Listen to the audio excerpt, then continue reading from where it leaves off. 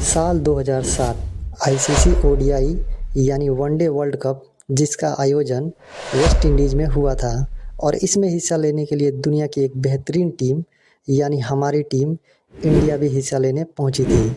और क्रिकेट हमारे लिए सिर्फ एक खेल नहीं है, एक इमोशन है।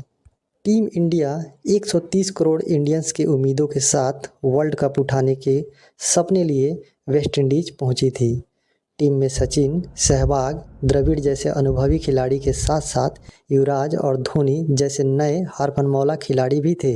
लेकिन हुआ सब कुछ हमारी उम्मीदों के उलट। India ICC ODI world cup के लीग का पहला मैच बांग्लादेश जैसी साधारण टीम से बड़े आसानी से हार जाती है। और हद तो तब हो गई जब इंडिया श्रीलंका के बीच का मैच, जिसे जीतना इंडिया के लिए हर हाल में ज़रूरी था, वो मैच भी इंडिया गंवा देती है और फिर वर्ल्ड कप से बाहर।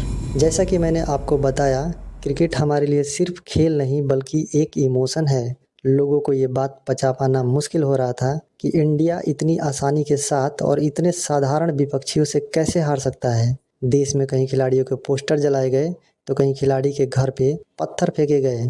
और इसी बीच राहुल द्रविड़ ने इंडिया की कप्तानी से अपने हाथ पीछे खींच लिए। उन्होंने बीसीसीआई को कहा कि वह अपना पूरा ध्यान बैटिंग पर लगाना चाहते हैं। और फिर क्या था, बीसीसीआई एक उलझन में पड़ गई कि अब टीम की कमान किसके हाथ में सौंपा जाए। बीसीसीआई के सामने एक ऑप्शन थे सौरव गांगुली, लेकिन वो पहले ही कप्तानी से स्टेप डाउन कर चुके थे। और दूसरा ऑप्शन सचिन तेंदुलकर के रूप में था। लेकिन यह उलझन तब और बढ़ गया जब सचिन ने भी कप्तानी का कमान अपने हाथ में लेने से मना कर दिया। तब बीसीसीआई के मौजूदा सचिव शरद पवार ने पूछा कि द्रविड़ भी कप्तानी नहीं करना चाहते हैं, आप भी कप्तानी नहीं करना चाहते हैं, तो फिर कौन करेगा इंडिया की कप्तानी। तब जवाब में सचिन ने उनके सामने एक नाम रखा और वो नाम था महेंद्र सिंह धोनी। पहले तो ये नाम सुनकर सबको थोड़ा अजीब लगा, क्योंकि धोनी उस समय एक नए खिलाड़ी थे, उन्हें ज़्यादा अनुभव नहीं था। ऐसे में उनके योग्यता को लेके सबके मन में संदेह था। लेकिन सचिन के मन में कोई संदेह नहीं था और इसका कारण भी मैं आपको बताता हूँ। सचिन की फील्डिंग पोजीशन विकेट कीपर के बगल में यानी स्लिप में होती थी और वहाँ पर धोनी और सचिन के बीच बातें होती रहती थी।